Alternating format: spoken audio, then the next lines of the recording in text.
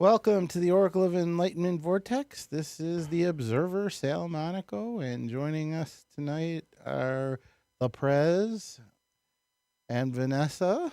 Gamsamnida. And what? Gamsamnida. What's that? Hello. Oh. And joining us for the first time in a very long time, Mr. James Walker. How are you, James? I'm well. Yourself? Yeah, pretty good. Turn up the James. For anyone who doesn't know, James was the male star of the first movie I ever directed. Was it adult cinema? No, it was not. That's what I was wondering. I was going to put it a different way, but Where were you going to put it, buddy? is it pornography? That's a Cure album. Very funny, very funny. That's a really good Cure album. Yeah. No, he Pornography. was also in the first movie I ever produced. I know you wouldn't do Sweet something like that, Jesus. Sal. Yeah, I know. He's a very upstanding citizen. You played Al in that movie, right? Correct. The abusive boyfriend. Correct. And somehow you managed to make the abusive guy somewhat likable. Well, I'm just that good. I could have made it an even better characterization if the director wasn't trying to keep me from having intimate scenes with the girl he was seeing on the side. Oh, and who was this director? Well, if I say that, I can cause some trouble. Yeah, so we're I'll not keep saying my that mouth on shut. the air. Pop-o-matic trouble. If you got trouble and wait, don't run, this kind of trouble will be lots of fun. And let's remember your role as Morning Woods in Failure. Well, that's a funny name there, Morning Woods, huh? He was a morning talk show host. Ah. Or radio show host. Radio, right? Yes. Okay. You got a face for radio. But he played the amazing character of Michael Grayson in my first movie, in our Halloween short film, and in one of our audio plays. And hopefully you'll be reprising your role for the next movie that we're going to get started on pretty soon. Time permitting. Time permitting. Morris Day, Jesse Johnson, The Time. I want my Terrell. girl. I want back my girl. Well, James is good at playing villains. What can I say? The guys you love to hate. Whereas we're villains in real life. Hi. Okay, so moving right along at an incredibly fast pace. The first thing we're going to talk about today is the biopic docudramas, which my first movie, Beyond the Mainstream, was in fact a docudrama about the alternative community here in Buffalo. And lately, the biggest thing has been the movie Michael. Now, I don't think any of you have actually seen it. I have not. I gave up the opportunity to see it to come here today. Okay. But Vanessa is a fan of Michael and the Jacksons. Yep, there we go. Thriller. Yeah. This is Thriller. Anyway. The movie is good and it's enjoyable. It's 2 hours and 12 minutes. However, a large amount of Michael's life is left out of it. A lot of major things that happened to him and the Jacksons are left out of it. So as a person who is big on docudramas, I've seen the two involving the Partridge Family, and one's involving Three's Company and Full House and Jim Jones. Huh? Jim Jones from Guyana. I don't know that one. How about Pol Pot? Don't know that one either. Okay. But the point is that you're trying to get as much as you can into 2 hours, 2.5 hours. Apparently, the original cut of Michael was 4 hours long. Like Gandhi? What was it? Gandhi was 4 hours long. Sir That Ben was ridiculously Kingsley. long. I went to that in high school. Yeah, we both did. We were, remember that? Yeah, Dr. or Mr. Gross. Yeah. That Why was he something. gross? Oh. Because That he was his name. Yeah. Oh. Well, maybe it was sort of vile. No, that was his real name. Okay. Yeah. It's time to campaign for the director's cut. Yes. Yes. Is the director's cut like circumcision? No. No, it's more like not circumcising. You're right. Well, I'm hoping they'll release the extended version of Michael pretty soon. But I wanted to go over just. I mean, there were some things that they took liberties with in the movie that were true, but not exactly the way it was shown. I'm not sure that they said anything that downright wasn't true, but I mean, like, Michael adopted Bubbles a lot later than he did in this movie. And they did not fire his father by fax, I believe. How did they do it? Do you know how they did it? I do not. But I just wanted to go over a few things that I think should have still been in the movie. Well, first of all, half of his siblings were left out of the movie because they chose not to be a part of it. Of course, Janet, who besides Michael is probably the most popular of the Jacksons. Reby and Randy were left out. Brandon, who was Marlon's twin brother, who died the day after they were born, he was not mentioned. And Joe Jackson's secret family, the other daughter, Giovanni. None of that was mentioned either. What do we got there? We got Joe Jackson.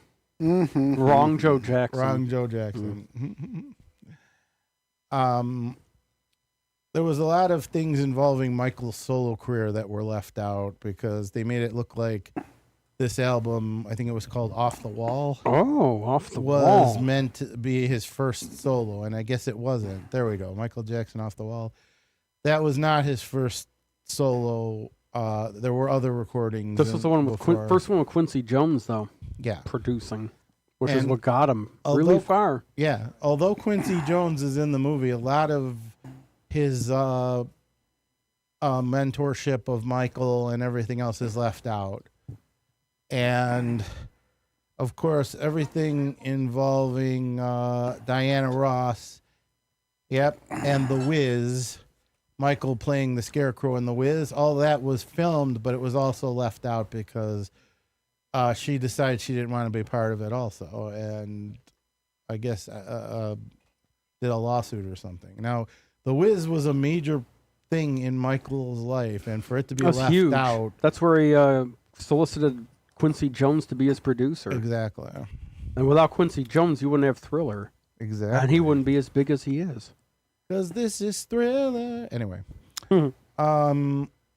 There was a lot of, speaking of Thriller, there was a lot of behind the scenes issues during the making of Thriller that were not, I mean, they did focus on the making of the video for a few minutes in the movie, but a lot of the behind the scenes background stuff was left out, including Michael's issue with Vincent Price. He asked Vincent Price to do the voiceover, and Vincent had a choice between a flat fee and getting a piece of the residuals, and he chose the flat fee. Well, of course, he was kicking himself later. What, James? Mr. Price took the flat fee because he's been in Hollywood for decades Mm-hmm. and knows that taking a percentage is a good way to get nothing. But Possibly. Yes. possibly. Yeah. It's a good way to It depends get on the nothing. phrase. It's the Yeah, way they but had phrase it, he- because if they say part of the profit, there is no profit. Exactly. Yeah, but had he taken the residuals, he would. And actually got paid based on the real numbers. Yeah. Exactly. But he did not believe that it was going to be as big a hit as it was. He did not believe he'd actually get paid based on the real numbers. Oh, okay. Well, that Because- makes sense. Yeah, because accounting is There's that wonderful thing called creative bookkeeping. Exactly. I see. yeah, as long as they're according to generally accepted accounting principles. Yeah. Math is hard. So you think he wasn't happy? He was okay with taking the flat fee, even though he realized he missed out on so much money. No. He at least got paid. Well, yeah. According to the record company, Janet Jackson's 1814 has still not made money. Wasn't it 1812? Like the war? Maybe it was 1418. It's one of those two. Well, that's okay. The Wizard of Oz still hasn't made money. Allegedly, yes. Allegedly. Creative bookkeeping. Mm-hmm. So, all right, I guess that makes sense. All right, what's next? They left out Michael's early relationships, like his relationship with Brooke Shields and the girl Tatum O'Neal. Thank you. The girl from Paper Moon. Tatum O'Neal. Something else that was left out along the same lines was the fact that Joe had them performing in strip clubs when they were still 10 years old. Mm-hmm. And they were watching women undress in the back room and watching stuff happen off behind stage. And apparently Jermaine was actually getting it on while Michael and Marlon had to pretend to sleep. Ooh. And this is when he was like, what, 12, 13? So that was one of the things left out of the movie, and I can't, under any circumstances, figure out why they would do that. What do you think, James? I think they didn't want an R rating. Oh, that's also a possibility. Would they get a PG-13? I think it was just PG. I don't even think it was 13 because they left out so many bad things that they could have talked about, like his album Bad? No, that's in there. The allegations against Michael were left out. Apparently, some of it was filmed, but then the boy who held Michael prisoner with his allegations and wound up getting $20 million out of him, that part was deleted, even though it had been filmed, and they weren't allowed to say the name of the boy who did it. Even though they could very easily have just changed the name, but I guess they didn't want to do that. Apparently there were 14 charges against Michael that he had to deal with in court, and he was found not guilty of all 14 of them. So it seemed like a waste of money dragging him through the courts when they didn't have any real evidence. Except that Sony wanted to make him spend enough money to consider selling back the ATV catalog. Ah, the one he bought away from Sir Paul McCartney? Even Paul now says I should have just bought it myself instead of trying to get Yoko Ono to go half and half on it. I see. But when Michael bought it, Sir Paul was not very happy with him. Oh, Of course not, because he had the ability to buy it. He wanted to bring it back to being owned by himself and the Lennon estate, which is why he wanted Yoko to pay half. Mm-hmm. But Yoko was just stalling him until Michael could get everything done. So Yoko was in Michael's corner? They were conspiring? Basically. Wow. Oh. But the point is, McCartney didn't want to own it 100% by himself, which again, he could have just bought the whole thing and then made a deal to cut in the Lennon estate. But he wanted Yoko to cough up some cash. And Yoko stalled him long enough for Michael to buy it out from under him. Correct. But what he and Michael did so much, they were like buddies. They did so much collaboration and everything, and then Michael just turned and did that to him. Business, man, just business. Just business. Nothing personal. Yeah. But Paul did take it personally for a long, long time. Yeah, I can understand him taking it personally. Now, something also involving Thriller. Oh, Paul McCartney. The reason Michael got into music publishing was because Paul told him about it and suggested this is a good thing to get into. Yep. So, And Michael told him that day, I'm going to buy your songs. And he meant it. Paul thought it was a joke. Yeah. Well, at the time Michael spent that $20 million on the lawsuit just to give to get that kid off his back, he was worth at least $150 million at the time. Well, understand something. It was a strategically filed lawsuit. Michael was about to go out on tour. Mm-hmm. And if he fought the case, he would have had to have canceled the tour, which would not be a big deal for him. But it would be a big deal for everybody else who was working on the tour. that was the Jacksons' Victory Tour, correct? No, actually, that was the Dangerous tour. Oh, okay. So The Victory Tour was the last tour Michael and the guys did Yeah. together. Instead of touring on Thriller, which would have made sense, then they came out with that Jacksons album and toured on that. Thriller was the record he should have toured on, but Joe made him feel bad about it, and that he has to include the family, and he has all this responsibility. So Right. this is they the coughed last. up. This is the last Victory. time I'm going to do this for you guys. You better save your money this time. This is your retirement. It's Yeah. torture. It's torture. It's torture. You got it? Oh. No, Oh, I ABC. don't have torture with me. I wish I did. That was something else that was left out. The adult music videos of them as the Jacksons. There was no mention of them at all. Torture was one. Why that did Michael they call and them the Jermaine- Jacksons instead of the Jackson 5 at that Because point? when they left, was it when they left Motown? Motown? They own the copyright of the owned trademark. right, yes, and they became known as the Jacksons. And since Jermaine left the group and became part of, stayed with Motown, Randy was put in as the. Oh, because Jermaine was under Motown contract. yeah, right? and he decided not Instead to of going leave to with the Epic. others. Right, yeah. Right. 'cause- Yeah, okay. Because except for Michael, Jermaine was the only guy who really had a decent career. Well, he and was Janet. married to Barry Gordy's daughter. That's a good point. Dynamite, dynamite. Anyway. Yeah, that's something else I wanted to mention was I don't know if it was worth putting in or not, but I would have the situation involving the Facts of Life.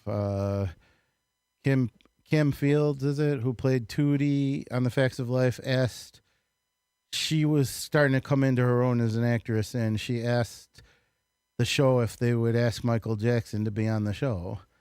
And they did, and Michael turned them down for some reason that I do not know.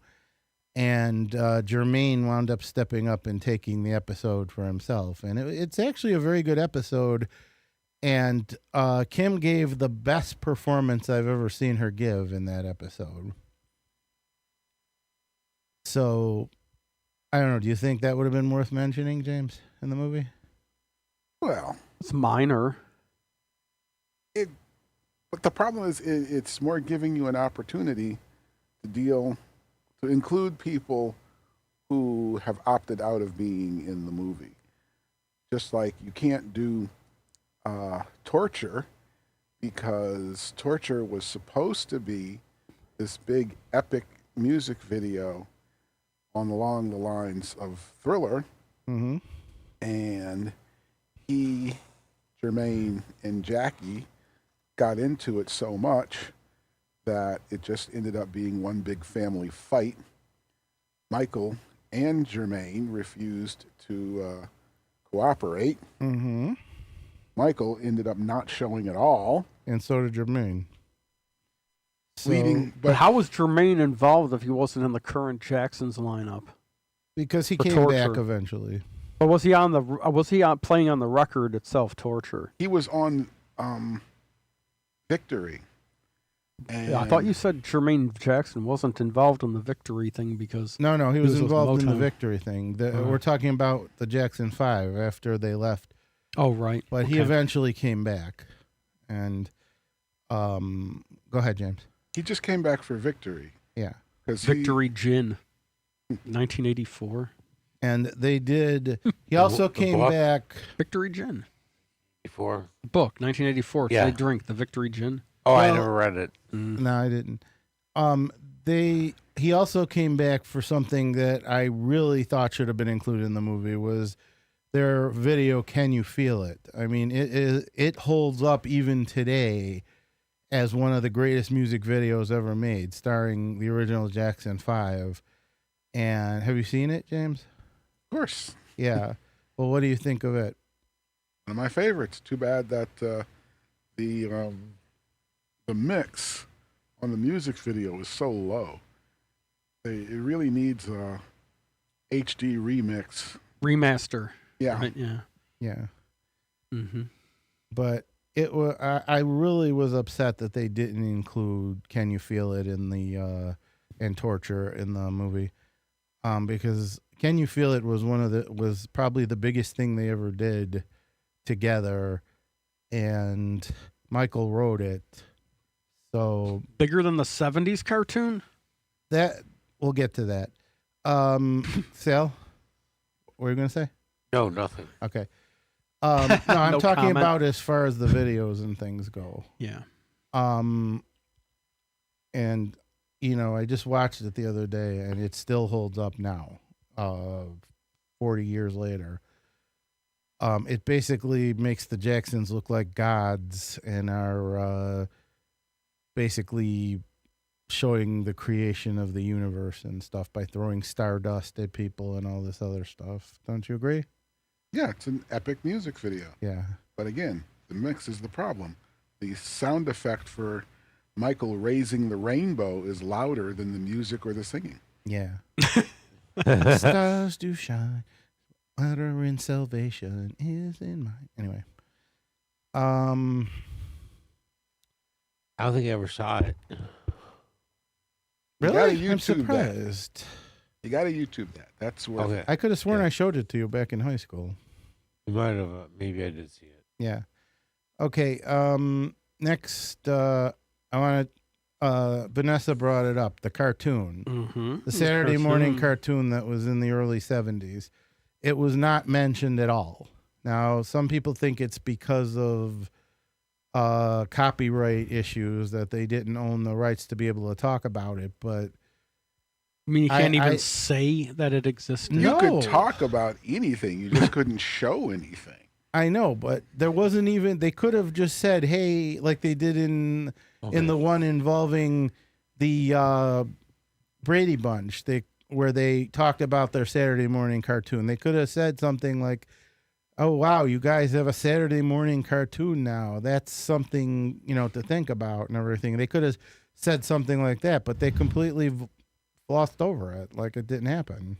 And I don't understand, because I've watched the cartoon, and for a 70s cartoon about a musical band, it's actually very well written, better than any of the other ones, like the Osmonds and On New Planet Kids Kolob? on the Block. What? Osmonds on Planet Kolob Adventures. You know Cool. Planet Kolob? It's the Mormon planet you go to when you die. And that was the Osmonds imprint on the record labels. They were on MGM, but they had a little sub-imprint that said Kolob Records. It's a picture of a hand holding a globe. It's supposed to be the hand of God holding Kolob. Yeah. That's a fun fact for you. That was Okay. the Osmonds record label, Kolob, named after a planet where Mormons believe you go when you leave this realm, or Yeah. some people do. Okay. Mm-hmm. Now, next, something else about Thriller. Michael was a Jehovah's Witness. His whole family was. And the Jehovah's Witness church threatened to excommunicate Michael if he showed Thriller, because they said it was Demonic. demonic in nature. Mm-hmm. Michael was actually going to trash Thriller because he didn't want to upset them, but Quincy Jones convinced him to let it run and put a disclaimer on the front of it. Mm-hmm. And in order to pay for Thriller, they sold the music video with a behind-the-scenes video also. And yeah, right. that's They one of the sold things- that. I wish Yeah. I had my capacitance electronic disc of that. I should have brought that. Yeah. You know those video records? Yeah. They're a competitor to the Laserdisc. They made a capacitance electronic disc of that. Well, I have that's it. how they wound up paying for Thriller. Mm-hmm. Yeah, Thriller. Cause this is Thriller night. Anyway, Thriller is one of the greatest music videos ever made. So I'd say that and Can You Feel It are the two best of the Jacksons' work. Jermaine's best one was Dynamite, in my opinion. Don't you agree? Probably. Dynamite. Yeah. He is Adora. Yeah. And Who needs a Rebe, fedora? Fedora. yeah. Rebe had her own album too. Centipede, I think. Human it was called. Centipede? Yeah. Human Centipede, great movie. No, I'm talking about the record. Yeah, I'm talking about the movie. I know you are. That movie was. It's hilarious. It's a Should be comedy. taken out and burned. It's a comedy masterpiece. If you haven't seen it, you really should, everybody. Anyway, Could make a Human Centipede out of the No Exit Trio. the point is that that was Rebe's contribution to the music. Remember the Centipede music video? I remember when that came out. I do, and it actually was pretty good. Don't you think, James? That's pretty good. It was okay. I have was the okay? 45. I should have brought the 45. Now, Janet, as I said at the beginning of the I'm older show, than 45. 45, 47. yeah. As I said at the beginning of the show, Janet, Rebe, Randy, Brandon, and Giovanni were left out of the movie. I hope Tito was in there. Tito was in there, and Tito's yeah. the only other one of the Jackson kids that's dead, unfortunately. But you had the 5 Jackson boys and LaToya. And speaking of LaToya, everything involving the book she wrote, and even though LaToya is in the movie, they gave her almost nothing to do other than just be there. And the So talk just like real life? Yeah. Well, there was nothing about the book. I don't know if that's because when was the book done? Was it before 1988? No, it was afterwards. Okay, well that's why it's probably going to be in the next movie because Maybe it won't. The Why- movie ended in 1988. I don't think that's going to be really that impactful to the story of Michael Jackson because it doesn't directly address him, so they'll probably leave it out. I don't know Why would they include such an ancillary side fact like that? because they were trying to include things that showed how Joe Jackson treated his family. But do you think they should bring it up in the next movie, James? No, I don't. Why? I don't think that's. It doesn't make the cut. It's irrelevant to if it's about Michael, right? Yeah, and the fact that she posed for Playboy too. So Well, maybe a movie about her. You could put that in. yeah, you could do that. But Now who's next, going to make that? Yeah. You could do that, Good I guess. point. Mm. Next up was Michael's health. Now everyone thinks Michael bleached his skin, and that is not true. It was the disease he had that caused him to look white. Do you know the name of the disease, James? Vitiligo. Vitiligo. And he actually created the glove because his hand was getting spots on it, and he didn't want them to see it. So he created the glove, and it became something popular. He also was having those surgeries on his nose. Yeah, they claimed he wanted to look more like Diana Ross. That's what some supposedly. That people was a said. thing they said, yeah. That's what some people said, but I think he was trying very hard not to look like his father because his father always Can kid him understand about that. a big nose. He- And so, and it wasn't just His him. father was a jerk, too, so Yeah. why would he want to look like him? That's right. They couldn't wait to get away from him. Yeah. Although Michael didn't move out when he had the chance to at some points because he didn't want to leave his family, especially his mom. They indicated that the father was abusing her too, not only the fact that he was having these affairs and he had this secret family. But he would not let the kids go to school. He would not let them have friends outside the family. All he had them doing was rehearsing constantly. And part of the reason Michael bought all those animals is because he needed friends. And part of the reason he hung out with Macaulay Culkin was because he wanted to relive the childhood he had been cheated. Oh yeah, of. vicariously live a childhood. Yeah. Right? If you saw the TV show In Living Color, they did a lot of ripping of Michael and the Jacksons. Didn't they do? Who did the video? There's a parody video that you can't tell if I'm black or white. That was them. Yeah. Okay. And it was incredible. It was funny, but it was incredibly offensive. Yeah.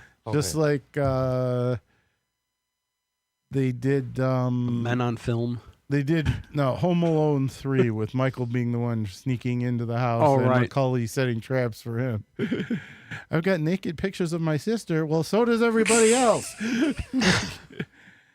And Wow. Wow. when they did the Jackson Bunch, kind of like the Brady Bunch, that thing was hysterical. I loved it. Dun, dun, dun, dun, dun, dun. Here's the story of a man named Jackson who was bringing up some very lovely kids. Motown Records signed up 5, one with talent. The rest would hit the skids. They made money and changed their noses. Michael tried to look like Miss Diana Ross. So did Marlon and Rebe and Randy, but Joe was still the boss. Then LaToya wrote a book and posed for Playboy. Said he touched the girls and beat Oh, the did she boys, do he that? said. Yes, he did. She did. Okay. Tito's fat and Mike King's with Macaulay. That's the way they all became the Jackson Bunch. That's great that you can remember all that, buddy. Yeah. And then Bubbles was in the middle square. Bubbles, the middle square, like Paul Lind or Jim J. Bullock Well, on the like- new Hollywood Squares. Remember the Well, Hollywood like, Squares? It was like the I Brady do. Bunch, so it was like where right, Alice right, would yeah, be. right, yeah, right. Alice would be.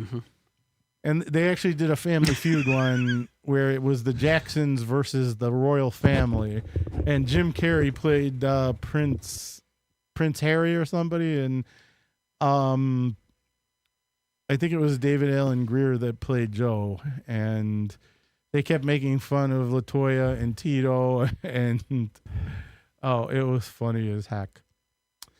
But Yeah, it was a good show, actually. at the end of the one that you said where he was doing the black or white Yeah. video, it was like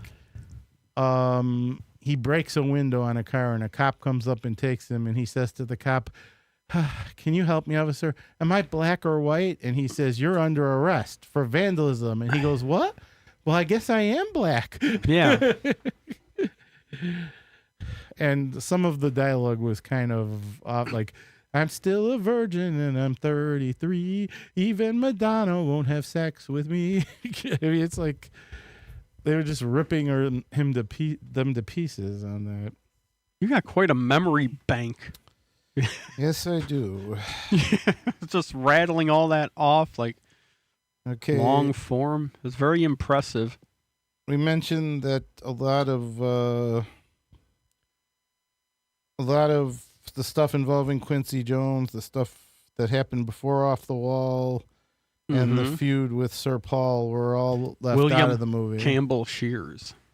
He blew his mind out in a car. He Well- didn't notice that the light had changed. All You know, the original Paul was dead in like 1966. here we go again. And William Campbell Shears. That's why the Sgt. Pepper sound is so. Like, if you consider the pre-William Campbell Shears Beatles versus the early Beatles, totally different style of bass playing, different Yeah, kind of songwriting. we'll do another show Yeah. on the Beatles. Oh, what the heck just spurred that? Like, you get me off on a I tangent. love that. I love their movie. Oh, Sir Paul. That's, right. Yellow Submarine. Anyway, That's a good movie. something I just found out recently, even though I lived through the 70s, was that the Jacksons actually had a variety show called The Jacksons. Did you know Which that? Have you network? seen it? Yes. What network was it on? Was it ABC? I think it was NBC. NBC? It lasted 12 episodes. How was it? It was good. The thing was, it was just a midsummer replacement. So Hey, who just were some of the didn't some of the guests on it? Yeah. Do you remember? it didn't end up being carried over into the fall. But it still went 12 episodes. Mhm. What guest stars did they have? Not the usual people like Paul Williams. Remember Paul Williams? He was on everything. Yeah. What? He was one of the guest stars. Oh, of course. Of course. Carol Yeah. Burnett, Paul Lynn. No, Paul Lynn. You'd have to have Paul Lynn. How could you not? Rip Taylor. Rip Taylor. Rip Taylor's great. He was on the Brady Bunch Variety Hour. Yeah. Yeah, I don't know anybody. Oh boy. Yeah, Prez. During those years, you had your head in a D&D book, Right, yeah. Oh yeah, you're playing with a 20-sided die. and a computer. Rolling Yeah, in the 12 the and the 6 and the 23-sided, 4. yeah. Yeah, he originally taught me how to work computers, for the most part. What do you do on the computers? I programmed in BASIC. Yeah. Mostly. 10 Yeah, go we to had fun 20. with that. We had Run. fun with that. Mm. So, what was actually in the movie was If this is true, then that. well done, but like I said, some of it was glossed over and some of it was done differently, and I just think that they made a enjoyable movie, but did not really. I mean, maybe it wasn't their fault. Maybe it was. I mean, they had $165 million to work with here, but with all the with Michael's family and all the problems and everything, maybe they couldn't do everything they wanted to do, or maybe these things will be discussed in one of the future movies. But How many sequels you think there's gonna be, if any? the plan is for there to be 3 movies, a trilogy. Oh, like the Human Centipede. It stopped. Will you stop bringing that up? A trilogy. So some people Back to have the said, Future. some people have said that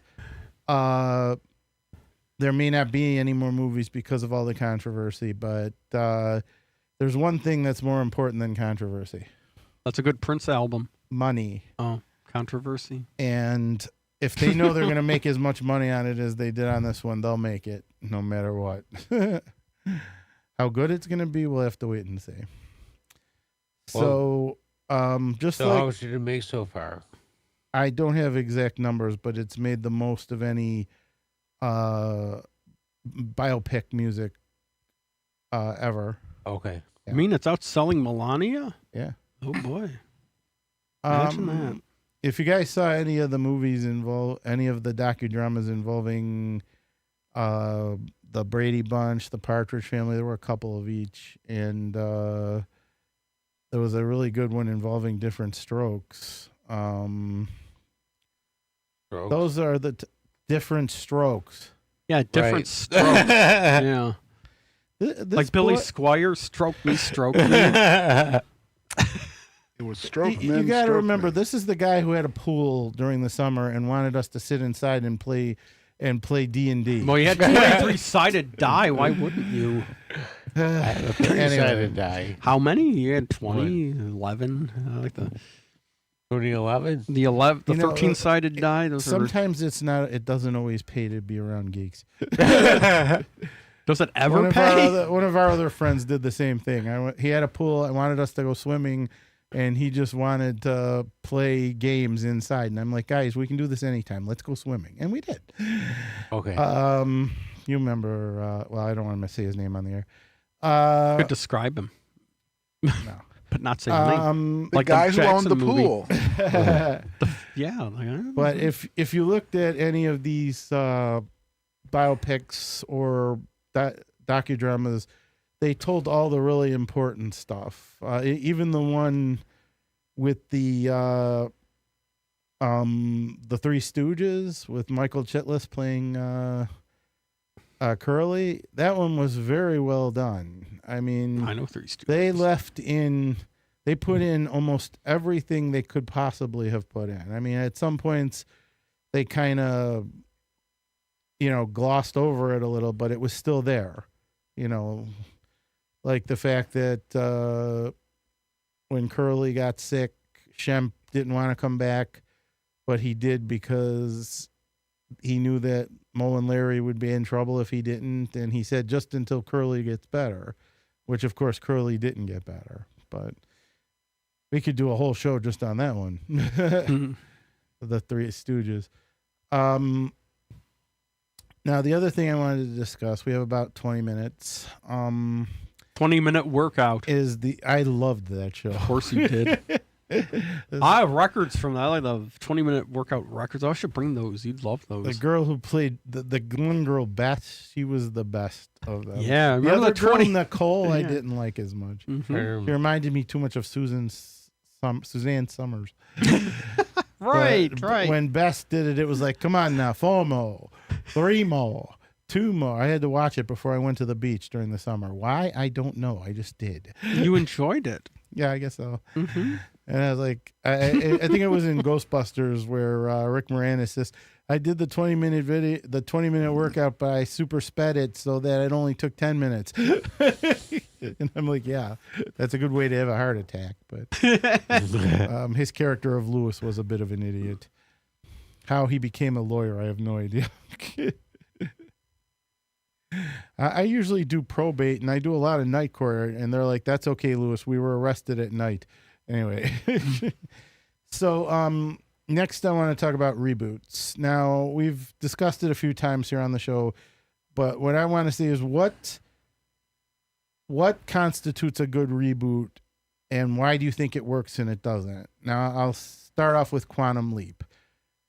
What caused the problem with the reboot? The fact that Scott Bakula didn't want to be a part of it and Dean Stockwell had died. The fact that certain things about the original show were disrupted, like they took out the waiting room, and there was Waiting room's gone in the Boulevard Mall? no. It was a screening room. Oh, okay. Are talking about in the show Quantum Leap. They Right. had the waiting room was where people materialized and stayed while Sam was in their lives in the past. They didn't do that in this version. I think that hurt the show very much.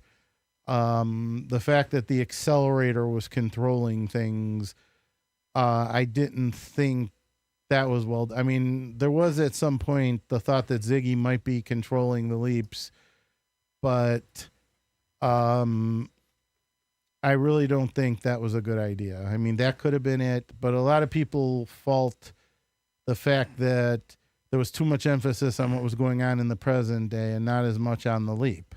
And I'm like, well, I think if they had stuck to what they did in the old series, where when we finally started seeing what was happening in the present, it was a part of something that had to do with the leap. You know, like in the scene, in the one where Al meets his younger self, played by Jamie. I forgot. Jamie Lee Fox. No, Jamie Lee Curtis. We're going through all the Jamies that we can think of till we Yeah. no. get it, even if they're wrong. He Oh, was yeah. he was a musician. He was on Beverly Hills 90210. He played the character of Ray Pruitt. But that's when they first showed it was the end of season 4, and that's when we first got to see the inside of the waiting room. And it wasn't until the beginning of season 4 that we actually saw the project and saw everybody we had heard about in the present day. You know, and after that, things were happening intermediately. But trying to making it more, the stuff that was going on in the present day more important than what was happening in the leap is probably one of the things that really hurt it. Now, some good things they did was bringing back some legacy characters like Beth, like Magic, and introducing Al's daughter. That was a good one. Plus, they had some decent characters to fill in for the characters that were no longer around. But I think they should have brought in more of the legacy characters. They should have gotten some of the other actors to come back. I think that also hurt the show.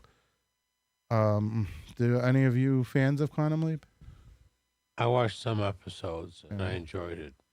Yeah. The other good thing about it was they did some things that they didn't do in the original. Like in one episode, Dr. Song, the new leaper, he messed up a leap and leaped into somebody else. and then messed it up again and then leaped into somebody else. He was leaping into everybody in the cast until he got made right what was wrong. And the idea that he could leap beyond his own lifetime made for some interesting stories, but it kind of defeated the purpose of the fact that quantum leaping meant you could only leap between your own lifetime unless something special happened. Like Sam leaped beyond his lifetime twice. Once because he simul-leaped with Alan, got some of his neurons and mesons in his mind, and made it back. He wasn't supposed to go beyond 1953, but he was able to make it back to 1945. And he did a gene switch with his great-grandfather, and that's how he made it back to the Civil War. But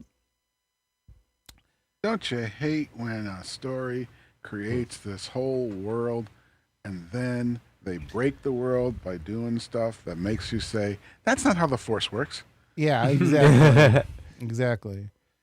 And, it just seemed like a lot of it just didn't feel right. I mean, we were happy just to have it back, but a lot of it just didn't feel right.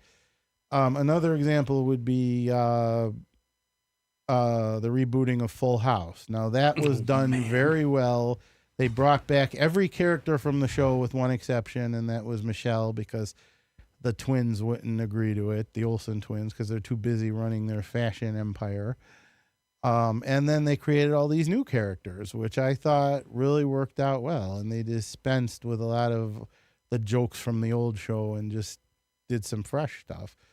I'm sorry it only lasted 4 years when the original lasted 8, but I'm glad they were able to do it before Bob Saget passed away. He was $1 million man. I saw his roast. His roast, a What? Dean Martin roast? No, Bob Saget. Yeah. They had a roast on him. He was $100 million man. He managed to get a $100 million contract. They said they were laughing about him, laughing all the way at the bank. So there was a roast on him. I see.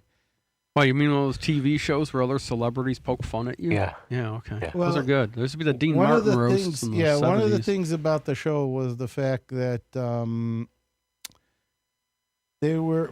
he was a very dirty comedian. He did a lot of adult stuff, and he did not want to take the project because it was so squeaky clean and family oriented. Right. But then he found out his wife was pregnant, and he was like, okay, I'll take the job. And when he and John Stamos and Dave Coolio got together, the weekend before they started shooting the pilot, he says, we're all going to go to Vegas together. Why?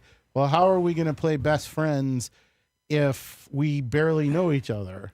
So they spent that weekend together in Vegas before they started filming the pilot. What do you suppose they did there in Vegas? They probably drank and played games. One-armed bandit? Roulette? What's your favorite gambling sport? You like the roulette wheel? You like craps?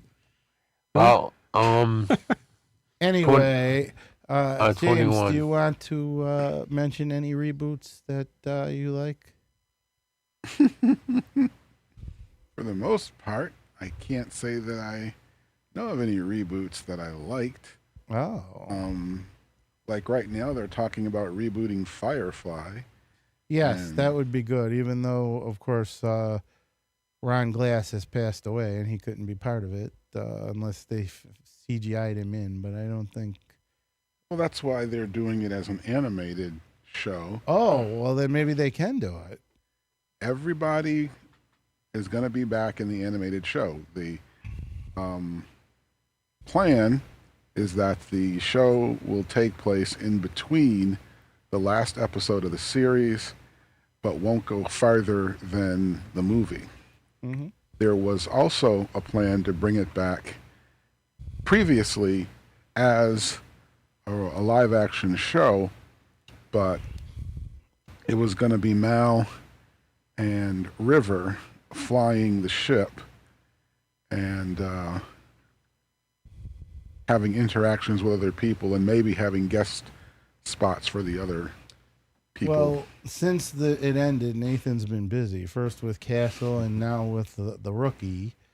And Gina was busy for the longest time with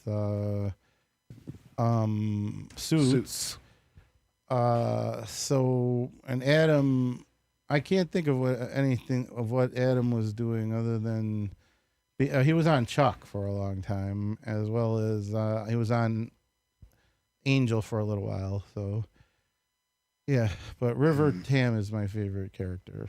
Summer Glau is just amazing. I loved her in Terminator: The Sarah Connor Chronicles. Don't forget, Alan had his own show. He did? Yeah. Which one? I can't remember what the name of it. It was like something about Resident Alien or something. Oh. Okay. I think I know what you're talking about. Being part now, the Bradys did some interesting things. When their show ended, they did a variety show. Then they did one focusing on the girls, the Brady Brides. Oh boy, which I thought wasn't bad. Then they did the Christmas movie. That was one of the most depressing things that was ever made. Do you remember that thing? Someone had cancer in it and was dying, one of the characters. I don't remember that. The very Brady Christmas. I remember being really the very abysmal Brady and horrifying. Christmas, there was nobody dying in that No. one. No. Was that the Leave It to Beaver sequel? Probably. One of them things. I thought it was the Brady in a very Bunch one. Brady Christmas picked up where Brady Brides left off, and I guess they kind of didn't. The variety show was ignored, I guess, As it should be. as was the cartoon. They both took place in different universes, and then when they created, and then when We they had to talk about that earlier. Yeah. And when they created the Bradys, which was the eventual sequel series, it picked up where the movie left off, the very Brady's Christmas. Why they put How that about on House of Svengoolie, I have no idea. How about the horrifying, nobody liked him, Cousin Oliver? What about him? Remember? Was he in the new reboot? He was dredge him up out of the depths. No, he nobody was liked forgotten Of course after he the was. series. He was in it for 6 weeks, and then the show was canceled. And the only thing he's been in since then was when the Bradys did A Weakest Link, and they voted him off first. Well, he was the weakest link if you think about it. So yeah. Well, I remember Chris Knight, Peter telling me how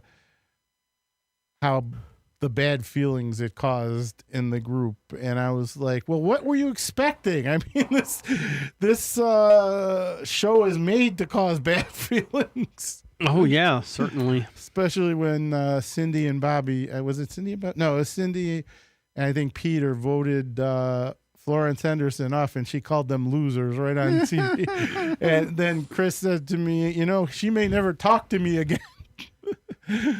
But Was Peter the middle one or the oldest? It's the middle. The middle Middle, one. okay. Bob I wasn't know it? Jan was Bobby- the middle one. Peter Jan was and the Greg. middle. Greg was the oldest. Bobby was the youngest. Peter was the middle. And then the Marsha, girls. Yeah. Jan and Cindy. Yeah. Now, I've met all 3 boys, and I met Cindy. We met Cindy. Wow. Yeah. Boy. She's a very bitter person. Right. She believes that the Brady Bunch ruined her career. What career? You had a career after that? What'd she do? Do you know anything? No, Not she a said heck of a lot. it killed her career, so Hey, obviously she got didn't get a How can you kill a action career that don't? figure. Oh, how do you kill a career that doesn't exist? Well, the point was that Well, it was being part of it was very painful. I mean, like when they had her do her hair, it was really hurting her, which is why they eventually stopped doing the braids because it was really bothering Susan. Oh, And okay. And the other problem was her friends were picking on her at school Well- because they were writing such stupid dialogue for Cindy. They were calling her stupid and dumb when she'd go to school. And they'll be like, how could Cindy forget that her favorite snack is peanut butter and jelly sandwiches? And I'm like, I don't think she really meant that. I think she was just making a joke with her mother, but they took it as real. Oh boy. And they were always writing Cindy as being stupid, and she, that really bothered her. She sells seashells by the seashore. Oh, and she hated that. Yeah. The whole lisp thing, she really hated that. Yeah.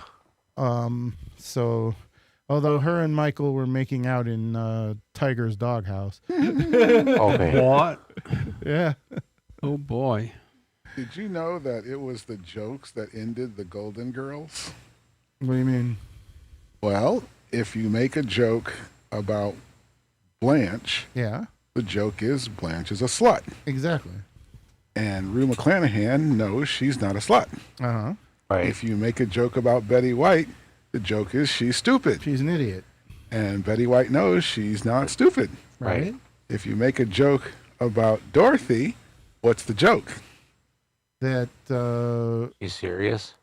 she's too serious? She's too tall, she's ugly, could she get a date? Oh, Oh. yeah, that. And, well, And Sophia was constantly, like, her job was to tell jokes about all three of them. right. But the point is, the jokes that you would make about Dorothy are the same jokes that you would actually make about the actress playing Dorothy. You gotta be kidding me. Beatrice? That's why she said, I'm not coming back. And that's why they had to switch it over to that other show Right. with the three. Okay, no, I did not know that. I know she left, her character left to marry Leslie Nielsen, but I didn't know. And then they moved them into a hotel or something, if I remember correctly. But that was the point. The anti-joke to be Arthur is she actually gets married at an advanced age, Yeah, exactly. when she's actually the least likely of the characters to have gotten married. But she also had some of the best lines. Well, yeah. It's like when she's like, when Betty White was like, well, this is the Faluganugan. And she was like, Rose, is it instant Faluganugan? But I love Sophia, actually, I think, had the best lines of them all. It's kind of like Blanche goes, my life is an open book. And she goes, your life is an open blouse. Oh boy. Or, Yeah. this happened to me. I had this dream on Saturday night. You know, you might have known if you had plans. And she says, don't be ridiculous, Ma. That didn't happen. And she goes, you're right. When was the last time you had plans on a Saturday night? Yeah. And they were always picking, like you said, they pick on Rose about being an idiot. And she actually was forgetful and she was naive, but she wasn't really stupid. A lot of times she came up with interesting stuff, but I always loved her stories. yeah. The stuff about St. Olaf. Now, I don't know if this is true or not, but I heard the stuff about St. Olaf was written by Betty White. It was all improv stuff Oh, nice. that she wrote herself. And Rue McClanahan did such a good job with the character. It was like her son comes back. One of the sons, I think it was Dorothy's son, comes out and says, my wife threw me out and threw out all my clothes. You know what it's like trying to find your underwear in the back of a car? And Blanche goes, tell me about it. What's that? One of my Oh, the favorite timer. Go ahead. one of my favorite lines from Sophia was everybody walks in and finds Sophia in bed with this guy, and Dorothy says, "What is going on here, Ma?" And she says, "Afterglow." Yeah. All right. Well, we got a little over a minute. I want to thank my guests, James Walker. Thank you. Yep. The Prez Yep. Thank you. and Vanessa. Kamsahamnida. What's your world? The Nessaverse. The Nessaverse. Everything is part of the Nessaverse. They're just little fragments. Everything's contained within it.